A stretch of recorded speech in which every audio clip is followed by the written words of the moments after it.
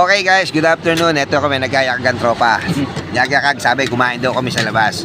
So ito, ready na kami.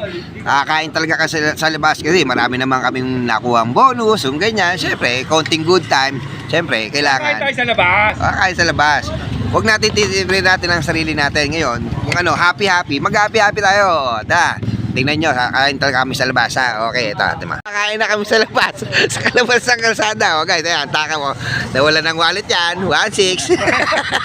Wala ka naman. Wala naman. Pero iyak na yan kanina. Ayan, kakain kami. Ayan o, beef stick. Ayan o. Libre ni pa. Si ba naglibre niyan, guys? Si Jeff? Si Jeff. Oh, At eto. nagbiyaya sa labas. Yung pala sa labas ng bahay. Oo, ayan o. Kahit nawalan ng 1.6 siya, nagpakain pa rin, guys. Ayan. Abait po talaga yung aking si paring yun eh. Oh. Pero iba na po, tropa talaga nito. Iba na. Mayayaman po talaga gusto niyang kaibigan eh. So guys, kakain na muna kami ha, okay?